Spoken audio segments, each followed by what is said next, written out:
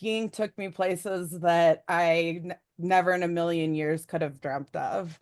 With it came its fair share of injuries. I blew 9 ACLs during that time, broke a couple legs. It was all par for the course though. I always say now, looking back, skiing was the best possible learning business school that I ever could have asked for, no matter what profession that I ended up in.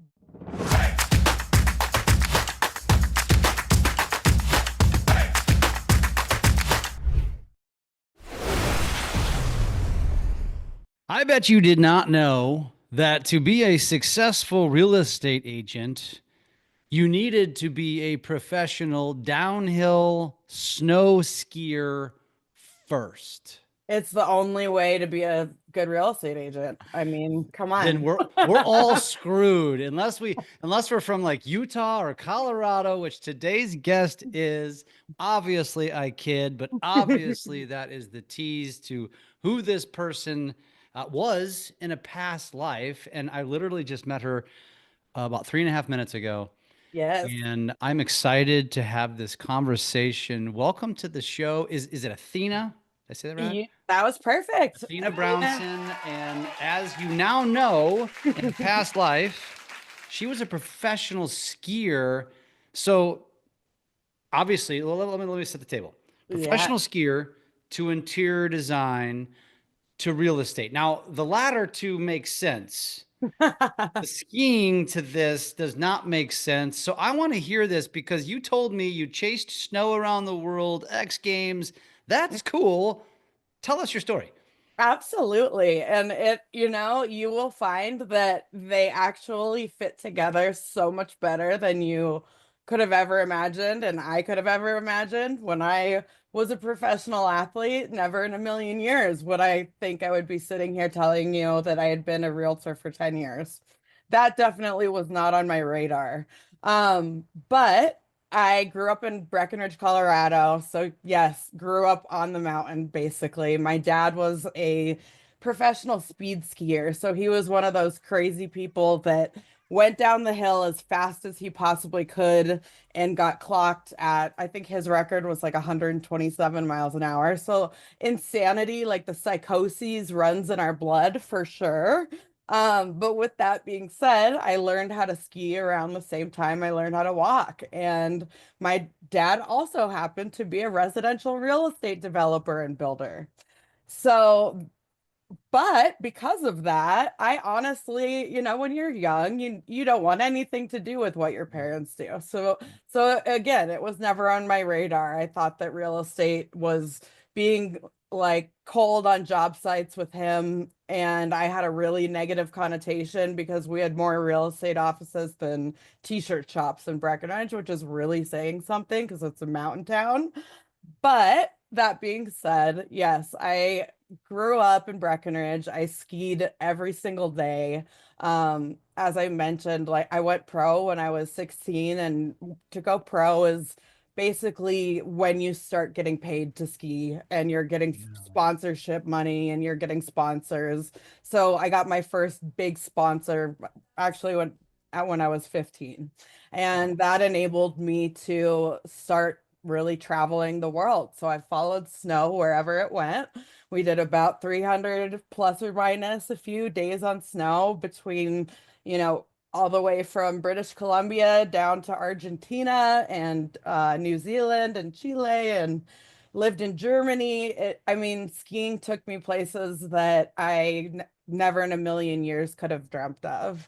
With it came its fair share of injuries. I blew 9 ACLs during that time, broke a couple legs. It was all par for the course though. I always say now, looking back, skiing was the best possible learning business school that I ever could have asked for, no matter what profession that I ended up in. But it also set me up for really wanting to be an entrepreneur. I didn't realize it at the time, but skiing obviously is an independent sport. I'm also an only child, and I didn't realize that skiing was teaching me all of life's critical lessons in terms of how to be accountable, how to show up, how to like really be resilient in the face of adversity, how to build that grit, and really how to, you know, if I didn't show up on time for my coaches, there were repercussions. So it really taught me the accountability needed to succeed in life. And it also showed me that the more that you put into something consistently, the more you're going to get out of it. Amen. So, Now, I got a right? lot. I got a lot to unpack before we get to real Let's estate. unpack. Sorry if you don't care about this stuff. I like to get to know people. How Hey, I long? like that too. How long did you live in Breckenridge? Until I was till I got kicked out. Just kidding. I was about 21 when I completely left Breckenridge. Are you, Um, so you're pretty familiar with the area, I know obviously. it pretty well. I do I you still know? sell some homes up there. So are you familiar with the Sundowner 2 complex? Yeah, Okay, I owned absolutely. a condo in there. No way. Yeah, yeah. So we were like, like Small perfect spot, world. like 2 or 3 blocks from Main Street, 2 or 3 blocks from Snowflake Lift, all the So things, right? perfect. Yeah. Oh, that's I so just funny. sold out of it actually. Ironically, Really? yeah, because I had a daughter move to Salt Lake City, so I'm like, why would I go to Breckenridge? I got to go visit her, and there's actually arguably maybe better skiing there. I don't know. Oh, I don't think it's an argument. I think they Is it? definitely have better mountains. Now Breckenridge though is like the most perfect right out of a movie little town. It's so cool. It is. And you know what? It's our I always say, even though Dumb and Dumber was says it's filmed in Aspen, Yeah. it was filmed in Breckenridge, Was it and really? my dad's speed skiing helmet was in it. Oh, So cool. when Harry gets off the chairlift, that he's wearing my dad's helmet, and that's our claim to fame. So That is that's really cool. Breckenridge for you if you don't That know is really cool. it. All right, so of some questions. As a skier, as somebody who's been all over the world, and when you say chasing snow, obviously you're chasing seasons, right? Because Exactly. Breckenridge can be November to April, it could be January to March. It depends on the weather. What in all of your travels, I'm sure you've had this question asked you before. What's your favorite mountain?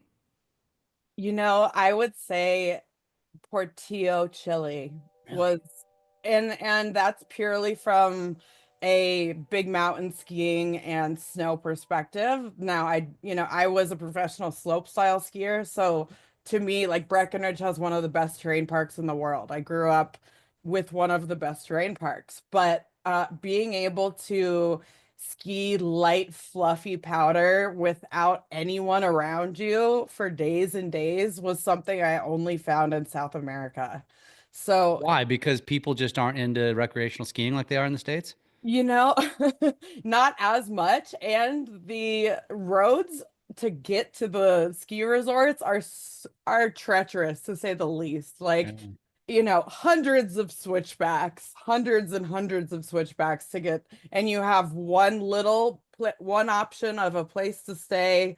There's absolutely nothing besides that one place to stay. They'll feed you. It's just simplicity at its finest. And I always say, like, my favorite acronym is KISS for real estate. Keep it simple, stupid. I Hmm. think it's the same thing and just in life. They know how to keep it simple and you enjoy it so much more when it's just like the simple pleasures of life. It's So not about commercialism and making the most money like every ski exactly. resort in the States. Yeah. Yeah. Hmm. Much different. I love it. I love it. Okay, so you were doing terrain parks, obviously. So X Games style, which means tricks and jumps and all the things. Did you ever aspire to be in the Olympics? Absolutely. And that was kind of my trajectory. Unfortunately, I got to the place with injuries where my knee surgeon looked at me and he's like, Athena, you're gonna need a knee replacement before you're 30 at this point. Like I really think you should stay on the ground from now on. Now it took me a little while to be okay with that, but I did retire gracefully, and then my sport became an Olympic sport the next year. So I was bummed but excited to cheer on a bunch of my friends. And That was my question was because that was not a sport. What year was that when it became an Olympic sport? gosh, it must have been That's a great question. What year was the Winter Olympics? Like 2018, 2016 or 2018? Oh, that recent. Wow. Yeah. Yeah. Okay.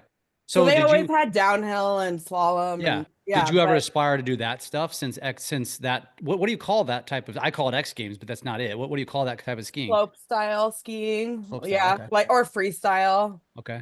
And I grew up as like traditional downhill skier, I think that's what gives you a really amazing foundation.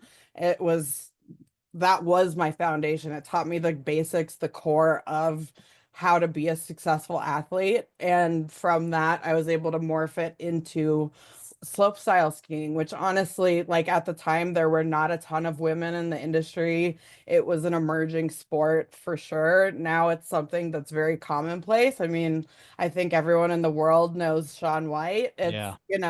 same, we're on the same tour as skiers and snowboarders. So a lot of those guys I grew up with, and a lot of them, I talk so much about the importance of coaching and mentorship. And it's like, those guys were my mentors. I remember anytime I needed to try a new trick or hit a new jump and I needed a little confidence boost, I'd follow them off. And you just really visualize, hope for the best, and have really good people around you to help you like gauge what you're doing. And that's what skiing was. It was an incredible community.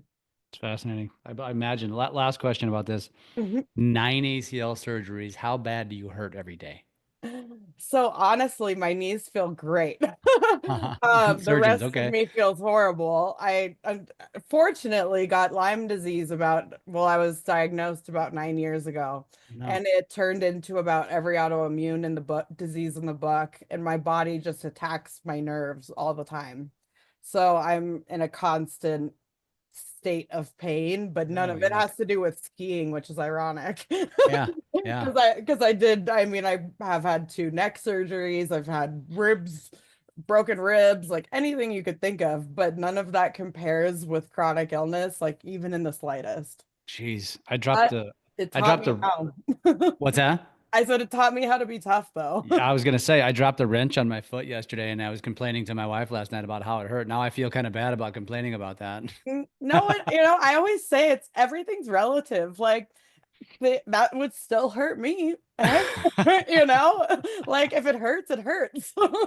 That's just a reality. We just got to figure out how to deal with it. That's right. That's right. All right. So you went from skiing, obviously, the injuries ended that career. What led you to interior design?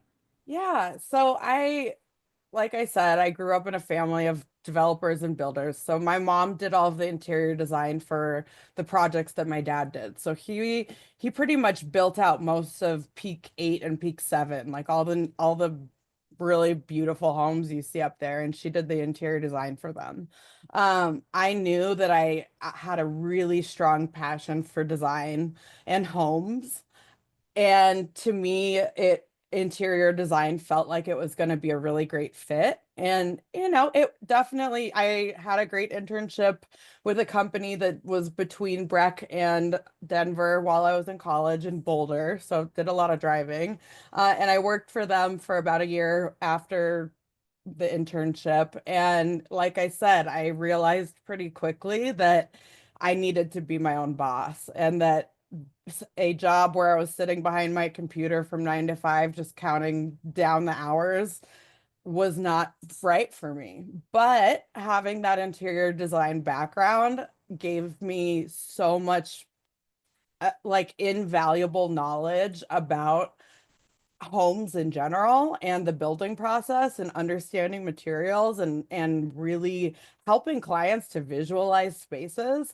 So that was like a really, although it wasn't my thing, it was a critical element of what has made me into the broker that I am today. And I was just sitting at dinner one night with a girlfriend and kind of complaining about my lack of creative freedom, feeling like there was kind of a ceiling that I didn't know that I was gonna bust through. And she was in real estate, and she said, Athena, you love design, you love homes, you love humans, you love talking to humans. Like, why don't you get into real estate? And I honestly just had never thought of it. I was like, I never considered being a realtor. And I really did have that used car salesman, like negative connotation of it being very transactional. And she said, look, just sit down with the owner of my company. I think you guys have very similar energy. You have very similar like belief systems in terms of how you approach business. Like just talk to him. And I sat down with who my future mentor, future boss, and had lunch. And he's one of those people that just like radiates sunshine. He approaches life and business from such a relational, like, how can I help people and make it fun and make it so that I am creating a change and having a big impact on people's lives through one of the biggest purchases or sales of their life. Like it should be a very relational experience. And I sat down with him and I was just completely blown away with his business model and his perspective, and I quit my job the next day, literally. It was, and I was getting ready to have my last knee surgery just to clean things up, and it was a surgery that I'd been putting off because it meant 12 weeks on crutches. I was trying to regrow cartilage in one of my knees, and unfortunately it didn't even take after 12 weeks of being on crutches. But that was the perfect opportunity for me to get through real estate school. Yeah. So I quit my job. Had knee surgery, and the entire time recovery, I think I got through school in a little under 2 months and immediately started working with that company. And I followed John. His name's John Stegner. He owns a small brokerage here in Denver called the New Era Group. They're wonderful, but I followed every move he made for about a year. I mean, I went on showings with him. Did his open houses with him. I've watched him on client calls. I watched him make market analysis. They release you from real estate school into the wild with like almost zero practical skills or ability to actually do anything in real estate. So I think Mhm. the importance of having a good mentor is so critical to being successful and to really, especially if you're a hands-on learner, like for me, I clearly was coming from athletics.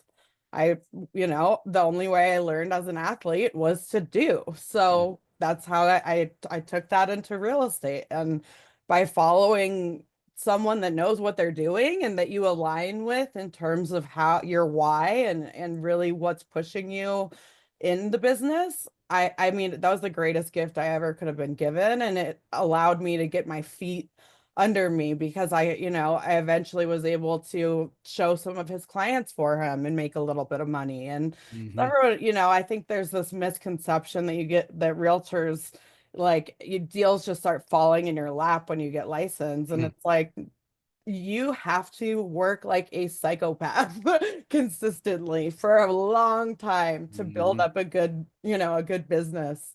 And I really, really owe my success to my mentor, John, my coaches that I've had since, and my psychotic ski coaches that would literally make me hike a mountain if I showed up late. So it definitely taught me some discipline and accountability that would come in handy later on. Very cool. So, and I don't think I heard you mention this, but how long ago are we talking? How long ago did you get into real estate? Almost a decade. So Okay. about 9.5 years ago. Yeah. Okay. It's, Awesome. I mean, it makes me feel old. I guess I kind of do feel Yeah. old. There's a lot of people listening to this that will tell you you were a puppy. Okay, It's so true. so that was my first question then is based on that kind of story, what would be your advice to somebody new getting in the business? And I say that, I'm going to preface that by saying obviously there's more people getting out, Yeah. but that also is an incredible opportunity. So if you're listening to this and you know somebody who you think you should get into real estate, well, have them listen to what she's about ready to say, because everybody needs that advice. What would you tell somebody if they're getting into real? What's the advice you'd give them? First of all, I would say you need to be ready to you're not going to be working 9 to 5. Real estate is, especially when you're starting off, you have to be willing to show up and put in the hours and have the discipline to keep yourself accountable to working your butt off.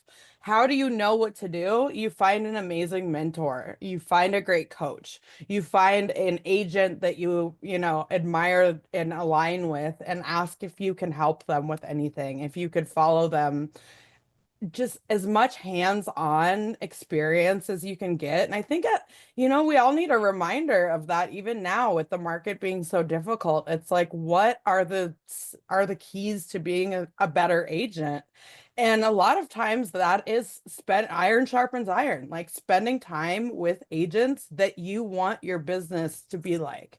So don't be shy. Find someone that is willing to let you help them or is willing to at least let you watch what they're doing and take notes, like study every move they make, see how they present themselves to clients at meetings, see how they show up on the phone, see what tasks they're keeping themselves accountable to every day.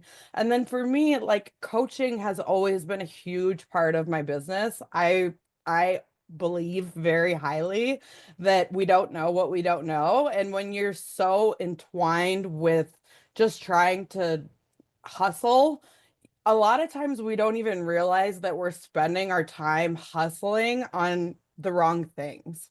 And I firmly believe that having someone from the outside that can look in at your business and help you understand A, where your time is going, and B, like how to most efficiently use your time is the most critical thing because, you know, there are so many ways to be successful in real estate that I think it can get paralyzing because we overcomplicate it. And I am the queen of doing this because I'm like, this is, you know, a really neat opportunity. I'm going to run after that. I'm going to try this. And it's like, you just have to know what, like, figure out what items, what things you enjoy. Like, if you're someone that's not going to make phone calls, then figure out if something else to fill that void for connecting with people. Are you going to film videos and send individualized videos? Are you writing notes to your clients? Are you inviting them out for, you know, coffee or lunch or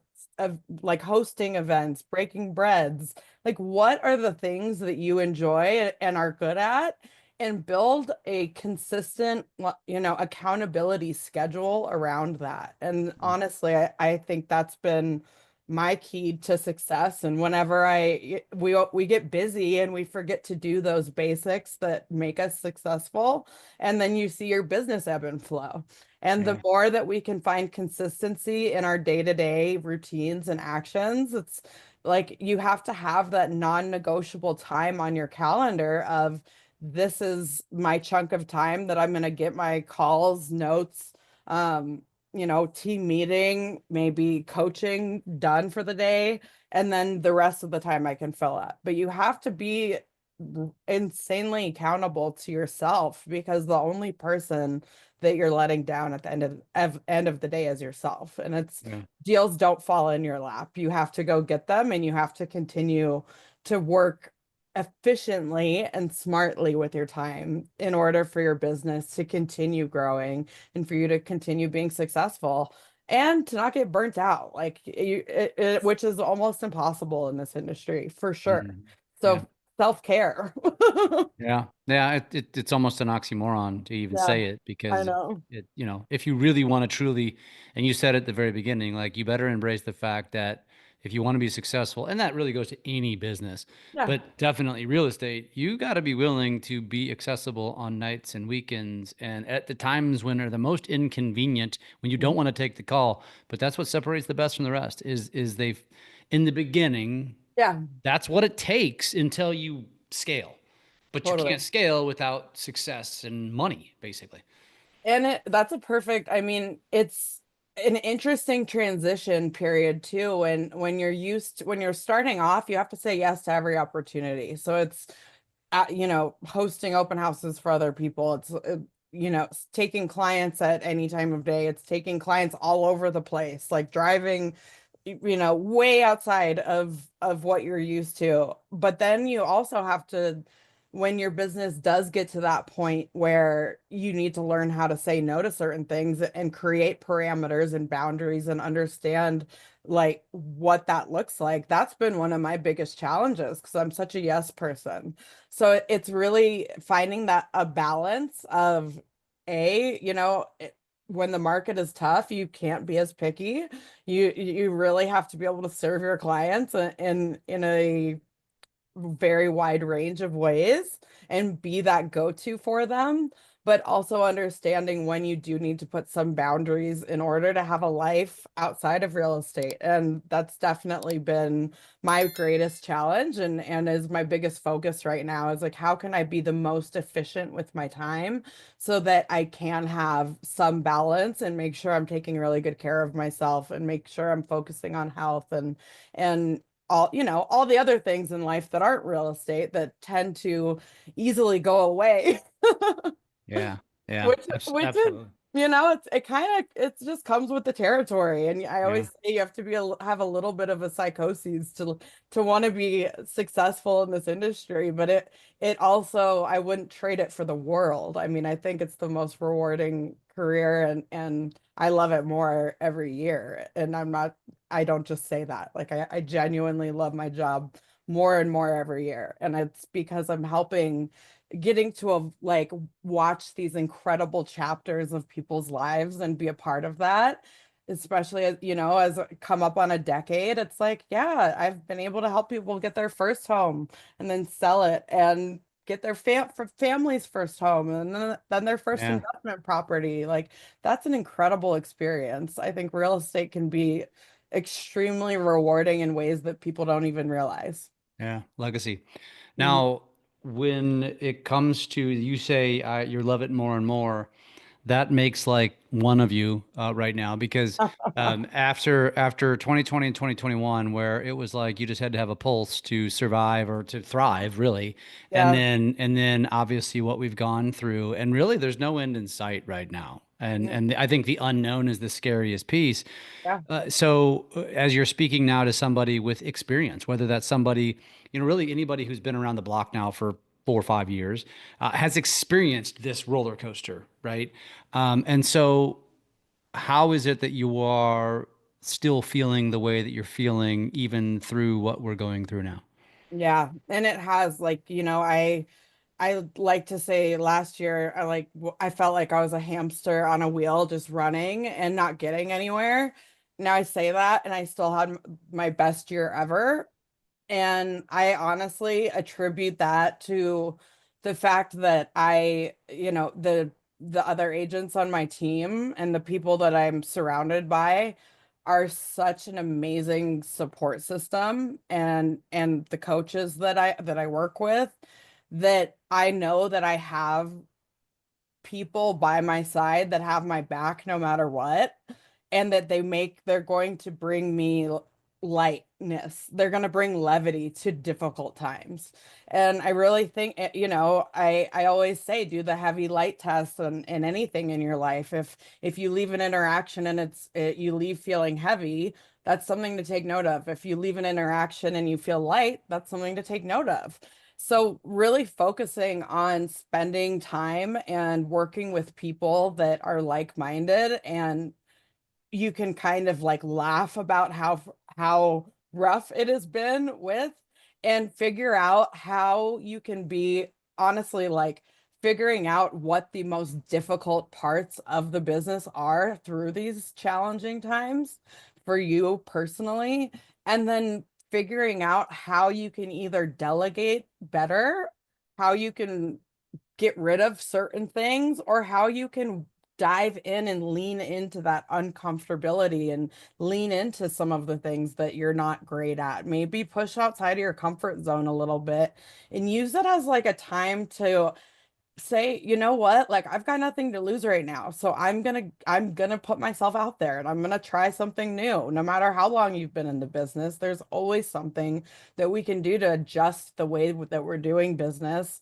And when it's tough, why not take risks? Like I know it sounds counterintuitive because we want to cling to comfort, and that's natural. And obviously just getting deals done is, you're like, that's all I want right now. But it's also hard, difficult times in our lives, difficult times in business, like that. Those are the periods that you look back and you see that you grew the most. That's where growth happens. And if you run away from the uncomfortability, you're probably not going to grow. You're probably going to actually, your business is going to decline because you're not focused, and you're not thinking about how you can flip the negative and over and basically find a way to empower yourself and be more resilient and be more imaginative and creative about how you're doing your business. I mean, I can tell you last year burnt me out so much, and my team, that we all got through it together. But we sat down at the end of the year and we looked at what the pain points were in our business. And it was really eye-opening to see that we all had very like similar pain points, and that there were actionable tools that we could use to help make those go away, so that even with the unknown, because that is it, like, no, none of us know right now. This is a very, every prediction I think that has happened over the last year and a half about what the real estate market would do and where interest rates would go, I feel like has just been completely turned on its head. Like, none of Yeah. us know what is to come. But the thing that we can do is control our output and our actions. So how can we use these challenging times to adjust what we're doing on a day-to-day basis? And like, Atomic Habits is one of my favorite books. It says if you can just focus on being 1% better every day instead of trying to like completely change everything you're doing all at once, like so many New Year's resolutions, it's like, how can I be 1% better every day? Because at the end of the year, that is going to end up a mountain of change versus giving up like 2 weeks into January because you took on too much. So it's like, Yeah. what little actions can I do every day to be a better version of myself all around? And that could look like, hey, I did not work out enough last year, and I know that my head is in a much better place if I work out. So I'm going to make sure this year that I get at least 4 days a week at the gym. That could be your tool to success in real estate. It doesn't have to necessarily be just diving into real estate, because it's like, if you're not focusing on being the best you and taking care of you, like, nothing is going to go well. Mhm. And I Yeah. think we've probably all learned that over the last couple of years. Yeah. Well, I wonder how many people listening to this can say that they have overcome 9 ACL surgeries. Um, not That many, if any. drive now, it's like 4 plasma transfusions a month. I mean, Oh, you're just compounding it now. You're just yeah. you're just bragging now. I'm like, it just gets more, more and more of like a sci-fi novel. I'm like, I'm gonna be a robot any day now, I swear. Almost like a horror movie. Yeah, I get Yeah, it. maybe like a weird Rob Zombie movie. Yeah, there you go. There you go. So again, as we talk through, and you've mentioned a lot of different things here, and I think as somebody who is trying to again grind through, and you mentioned, you got to find your thing, and you got to focus in, because as you mentioned, you didn't really elaborate on it, but there's a lot of shiny objects and more shiny objects, because like there's far too many people, and myself included, that have become coaches and created a shiny object that, I do believe is something that an agent should adopt and embrace in their business. But how does someone, and I recognize that as somebody on that side, but Yeah. how do you as an agent, especially if you're relatively new or you're struggling, how do you wade through that forest of just because the truth is they've got people like me and way more eloquent people coming at them who have really compelling reasons why you should do this and you should do that. And it's like, how do I know? How do I dial that in other than just, well, what do you like to do? Because Yeah. I think for many, it's not necessarily Yeah, it is, but to a degree, you may not like you might love Yeah. everything you do, but it makes you the most successful or you're the Where best are you at going to it. show So, up? yeah, what's your advice to somebody in that realm?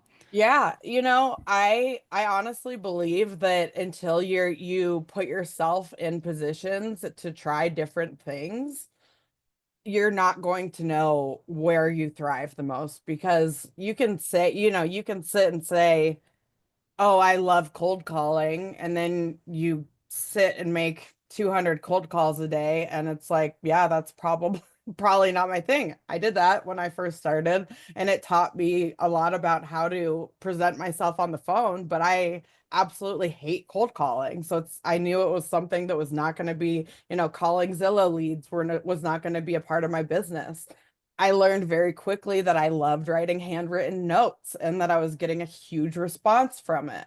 So I think it's a fine, don't veer outside of the box too much in terms of like what are your passions already and what are your spheres? Like if you love rock climbing, for instance, and you have an amazing rock climbing community, how can you turn that into your sphere in real estate?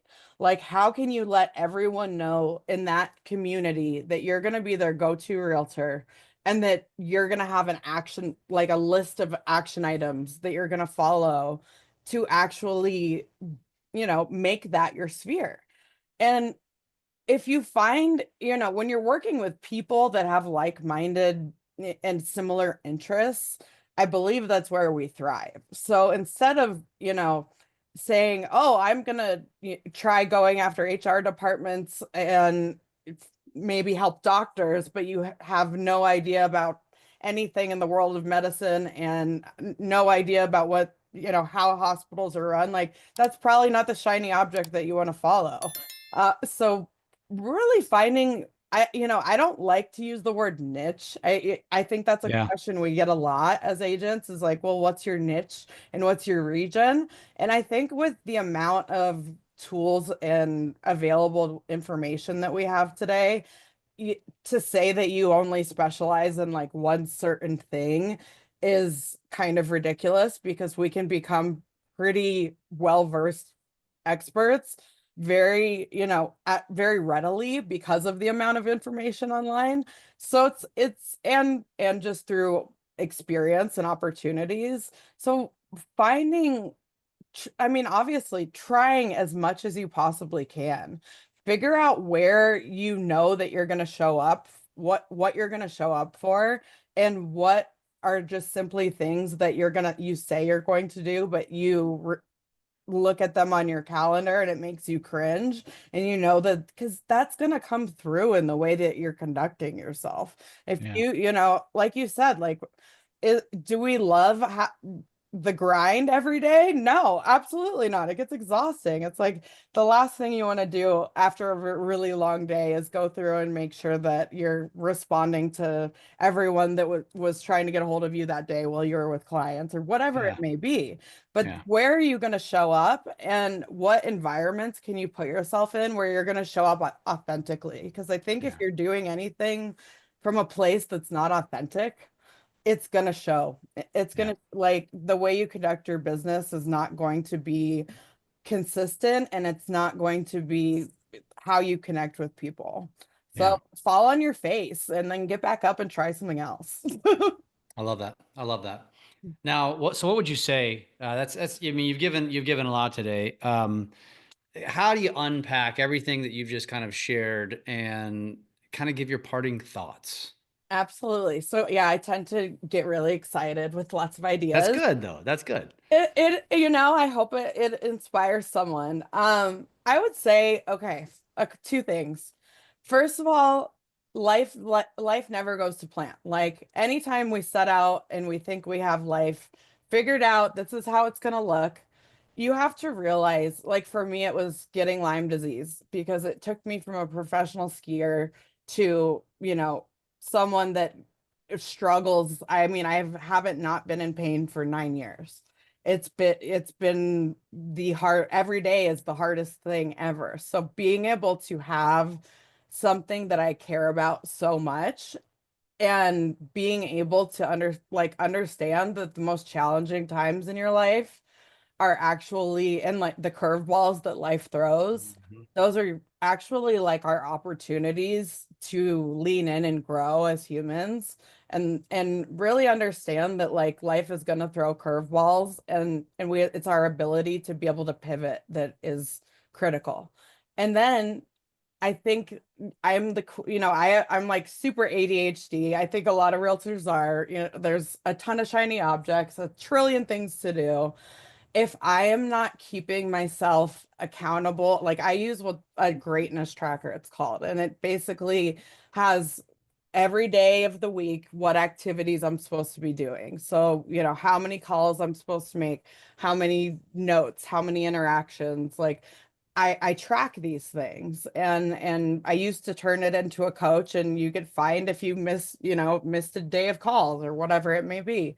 But the more that we can simplify the activities that we're doing to the ones that we are going to do consistently, and Mhm. actually show up and do them consistently for not just a month. Like this, it takes years in some instances, and Yeah. to reap the rewards.